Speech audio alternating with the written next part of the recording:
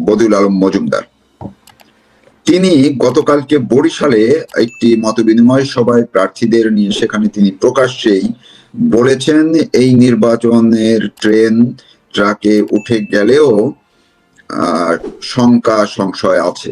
তিনি দাবি করেছেন কোনোভাবেই তত্ত্বাবধায়ক সরকার ছাড়া নিরপেক্ষ নির্বাচন সম্ভব নয়।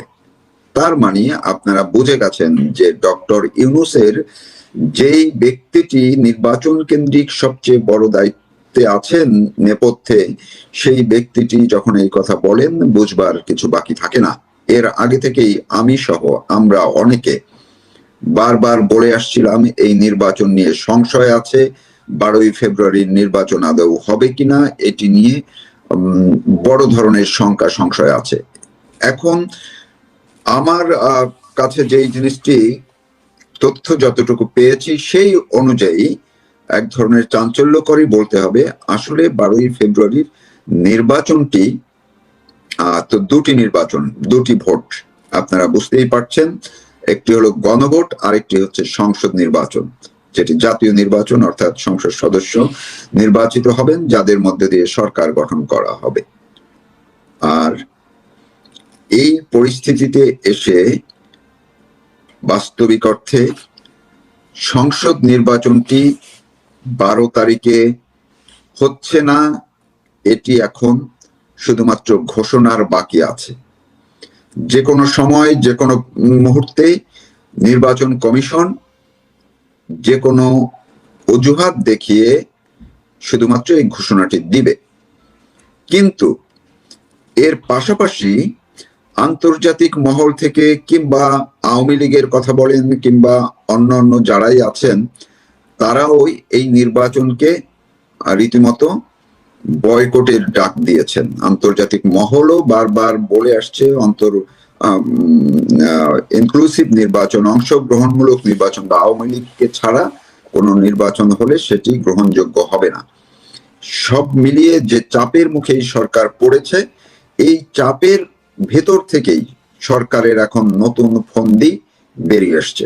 সেটি হচ্ছে শুধু যে সরকার মানি ডক্টর মোহাম্মদ ইউনূসের সরকার তাই নয়, সেনাবাহিনীও এর সঙ্গে যুক্ত হয়েছে।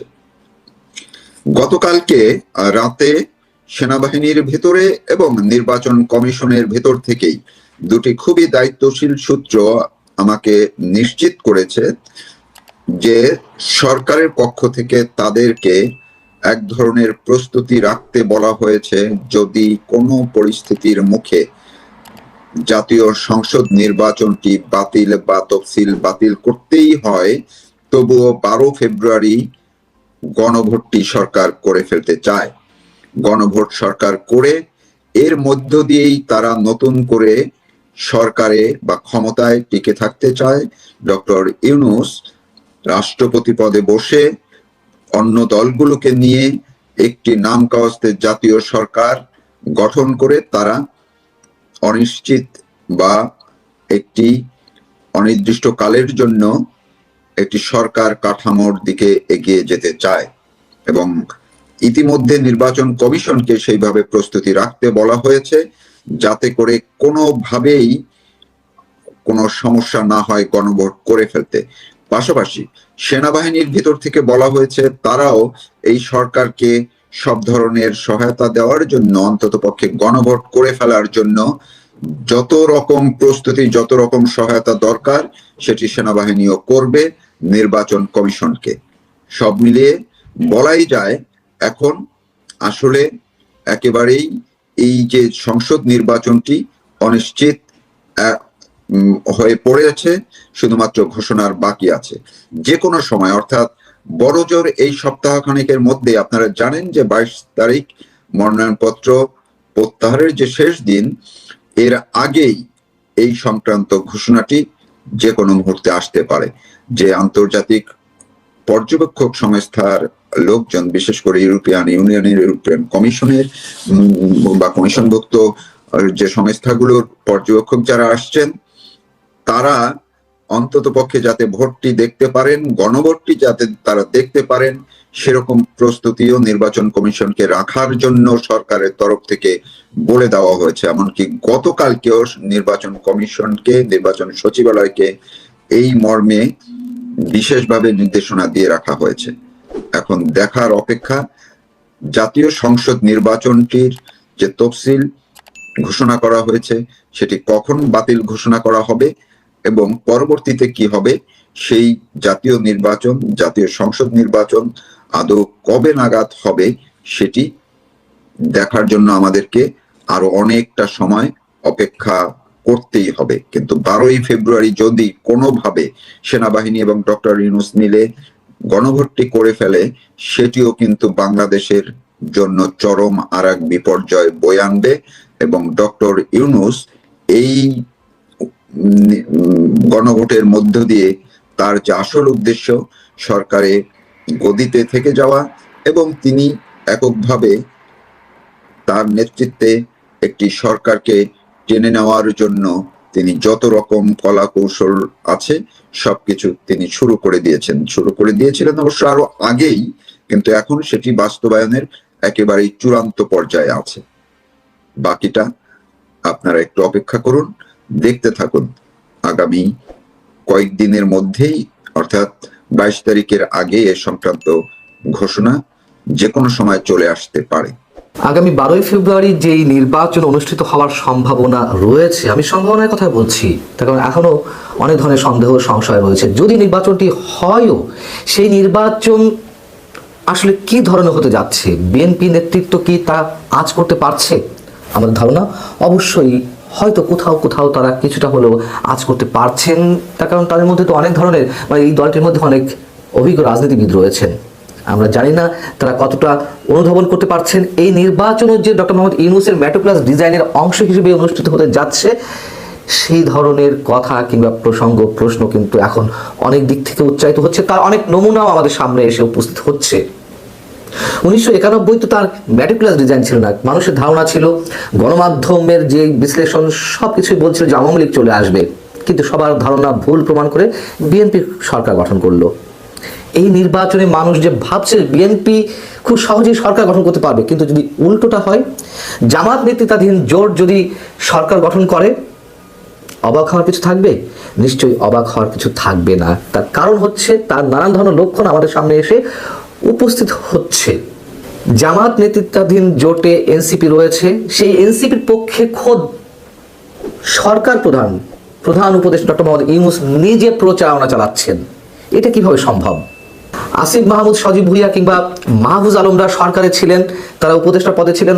অনেকের আপত্তি ছিল যে এনসিপির প্রতিনিধি হয়ে তারা সরকারে থাকে কিভাবে, একটা অন্তর্বর্তীকালীন সরকার নির্বাচনকে সামনে রেখে তারা পদত্যাগ করেছেন। কিন্তু করলে কি হবে? তারা তাদের সবচেয়ে বড় প্রতিনিধি খোদ ডক্টর মোহাম্মদ ইউনূসকেই এই সরকারে রেখে গেছেন নিশ্চিন্তে। সরকারের প্রধান হয়ে নোবেল লরিয়েট অধ্যাপক যদি সেই তরুণদের দলের পক্ষে কথা বলেন নির্বাচনের অংশ হিসেবে, তাহলে বিষয়টি কেমন দাঁড়ায়? একেবারে স্পষ্টভাবে তিনি এই কথাগুলো উচ্চারণ করছেন। আমি একটু উদাহরণ দিই। মঙ্গলবার রাজধানীর একটি 5 তারকা হোটেলে একটি অনুষ্ঠান ছিল, সেটি হচ্ছে যে উচ্চশিক্ষার বর্তমান অবস্থা এবং ভবিষ্যৎ দিক নির্দেশনা 2026, এই শিরোনামে দক্ষিণ এশীয় আঞ্চলিক সম্মেলন ছিল। সেখানে ডক্টর মোহাম্মদ ইউনূস প্রধান অতিথি ছিলেন। তিনি কি বললেন সেখানে? তিনি বললেন যে তরুণদের রাজনৈতিক দল রয়েছে, তাদের অনেকে নির্বাচনে জিতে আসবেন, তিনি অনেকটাই নিশ্চিত। কে জিতে আসবেন না আসবেন যখন এই বিষয়ে নিশ্চয়তা দেওয়া হয়, সেখানে তো তিনি স্রেফ তাদের পক্ষেই কথা বললেন, তাদের পক্ষে নির্বাচনের প্রচারণা চালালেন পক্ষান্তরে। এনসিপি যে ডক্টর মোহাম্মদ ইউনূসের দল, এটা তো সব জায়গা থেকে উচ্চারিত হচ্ছে অনেক আগে থেকেই, এবং নির্বাচনের তফসিল ঘোষণার পরে কোনো সরকার প্রধান এই ধরনের মন্তব্য করতে পারেন কিনা, সেটি নির্বাচনের আচরণবিধি লঙ্ঘনের মধ্যে পড়ে কিনা, কার ঘাড়ে কটা মাথা যে ডক্টর মোহাম্মদ ইউনূসকে শোকজ করবেন তার এই বক্তব্যের পরিপ্রেক্ষিতে নির্বাচন কমিশনের পক্ষ থেকে? তিনি বলেছেন যে এটি আশাবাদ নয়। এবং আরো একটি প্রমাণ দিই, ডক্টর বদিউল আলম মজুমদার নির্বাচন সমস্যা কমিশনের প্রধান ছিলেন, তিনি সরকারের খুবই ঘনিষ্ঠ, বলা যায় যে সরকারের পার্ট, ডক্টর মোহাম্মদ ইউনূসের যে সরকার সেই সরকারের পার্ট। তিনি কি বলছেন? তিনি বলেছেন, মানে দেশের নির্বাচনী ট্রেন ট্রাকে উঠে গেলেও নির্বাচন নিয়ে শঙ্কা আছে। তিনি শঙ্কার কথা বলছেন। কেন বলছেন, কোন জায়গা থেকে বলছেন? এই ধরনের নানান সিমটম আমাদের সামনে উপস্থিত হচ্ছে বলেই তো তিনি এই কথাগুলো বলছেন, যদিও কথাটা তিনি একটু অন্যভাবে বলেছেন। তিনি একদিন আগেই বরিশালে একটি অনুষ্ঠানে যে মন্তব্য করেছেন আরেকটু আপনাদের বলি। তিনি বলছেন যে সহিংসতায় লিপ্ত না হলে এবং এমপি হওয়ার জন্য অপকৌশল বন্ধ করলে সুষ্ঠু ও সুন্দর নিরপেক্ষ নির্বাচন সম্ভব। নিরপেক্ষ নির্দলীয় তত্ত্বাবধায়ক সরকার ছাড়া দেশে সুষ্ঠু ও গ্রহণযোগ্য নির্বাচন সম্ভব নয়। আমরা কি বলছেন? তত্ত্বাবধায়ক সরকারের বিকল্প নেই একটি নিরপেক্ষ, অবাধ, সুষ্ঠু, অংশগ্রহণমূলক নির্বাচনের জন্য। এই যে অন্তর্বর্তী সরকার ডক্টর মোহাম্মদ ইউনূসের নেতৃত্বাধীন এই সরকার তো কোনো অবস্থাতেই কোনো গ্রামারেই পড়ে না যেটি নিরপেক্ষ সরকার। বদরুল আলম মজুমদার যেই কথাটি বলেছেন তার অর্থ কি? আমরা তো জানি যে আদালতের মাধ্যমে তত্ত্বাবধায়ক সরকার ব্যবস্থা অটো রিইনস্টল হয়েছে, সংবিধানে তত্ত্বাবধায়ক সরকার ব্যবস্থা ফিরে এসেছে। তবে রাজনৈতিক দলগুলোর আপত্তির মুখে আদালত একটি পর্যবেক্ষণ দিয়েছিল বা বলেছিল যে এই ব্যবস্থা 14 সংশোধনী থেকে কার্যকর হবে। এটা একটি নির্দেশনা, পর্যবেক্ষণ, যেহেতু হাতে সময় কম। কিন্তু এটি তো আর আইনের অংশ নয়, সংবিধানের অংশ নয়। ইচ্ছা করলেই যে কোনো সময় যে কোনো মুহূর্তে রাজনৈতিক দলগুলোর ঐকমত্যের ভিত্তিতে এই ব্যবস্থার অধীনেই নির্বাচন হতে পারে, খুব স্বাভাবিক। ডক্টর মোহাম্মদ ইউনূস আমাদের প্রধান উপদেষ্টা, তিনি দক্ষিণ এশিয়া বিষয়ক সম্মেলনে আরো কয়েকটি কথা বলেছেন, মানে শিক্ষা বিষয় যে সম্মেলন, যেমন নিউ ইয়র্কে যুক্তরাষ্ট্রের সাবেক প্রেসিডেন্ট বিল ক্লিনটনের প্রতিষ্ঠান ক্লিনটন গ্লোবাল ইনিশিয়েটিভের উদ্যোগে আয়োজিত একটি অনুষ্ঠানে কি মন্তব্য করেছিলেন 2025 সেপ্টেম্বরের দিকে, 2024 সম্ভবত। সেখানে তিনি বলেছিলেন যে 5 আগস্টের যে ছাত্র আন্দোলন এটি খুব গোছালো ছিল, আগে থেকেই গোছানো ছিল। এমনকি লোকজন জানতো না যে কারা আন্দোলনে নেতৃত্ব দিচ্ছেন, অর্থাৎ সবই হয়েছে খুব গোপনীয়তার সঙ্গে। এবং সেই প্রোগ্রামে আপনাদের মনে আছে সাবেক উপদেষ্টা মাহফুজ আলমকে তিনি মাস্টার মাইন্ড হিসেবে পরিচয় করিয়ে দিয়েছিলেন। সেই একই কথা তিনি এই শিক্ষা বিষয়ে দক্ষিণ এশীয় সম্মেলনে পুনর্ব্যক্ত করলেন। তিনি বললেন যে 5 আগস্টের আন্দোলন হঠাৎ কোনো বিস্ফোরণ ছিল না, এটি ছিল পূর্ব পরিকল্পিত। অর্থাৎ কোটা বিরোধী আন্দোলনের নামে যেই অভ্যুত্থানের প্রাথমিক পর্ব শুরু হলো সেটি স্রেফ ছিল একটি উপলক্ষ, কোনো নীতি নৈতিকতা, কোনো দাবি দেওয়ার পরিপ্রেক্ষিতে এই আন্দোলনের সৃষ্টি হয়নি। এটি ছিল এই অভ্যুত্থানের প্রস্তুতি পর্ব অথবা প্রাথমিক পর্ব। প্রস্তুতি শুরু হয়েছে গোপনে গোপনে অনেক আগে থেকেই। এখন অনেক কিছু বের হচ্ছে, অনেক কিছু স্পষ্ট হয়ে উঠছে। কারা এই আন্দোলনের নেতৃত্ব ছিল, কি উদ্দেশ্য ছিল, দেশকে কোথায় নিয়ে যাওয়া হবে, এবং এই আন্দোলনে পশ্চিমাদের পক্ষ থেকে কত টাকা বিনিয়োগ করা হয়েছে সে কথাও অনেকের কাছে মানে পরিষ্কার। ডক্টর মোহাম্মদ ইউনূস কিভাবে এই আন্দোলনের নেতৃত্ব দিয়েছিলেন সেই প্রশ্ন তো অনেকে উঠছে অনেকের কাছ থেকে, এবং এই প্রশ্ন তো অনেক আগে থেকে ওঠা শুরু হয়েছে। এই আন্দোলনে ডক্টর মোহাম্মদ ইউনূস নিজে কত টাকা বিনিয়োগ করেছেন সেগুলো নিশ্চয়ই আস্তে আস্তে বের হবে সবকিছুই। তবে ডক্টর মোহাম্মদ ইউনূসের ম্যাটিকুলাস ডিজাইনের অংশ হিসেবে এই নির্বাচন যে অনুষ্ঠিত হতে যাচ্ছে, যদি হয় আর কি, এটুকু কেউ যদি বলেন নিশ্চয়ই ভুল কিছু বলা হবে না। অতএব সাধু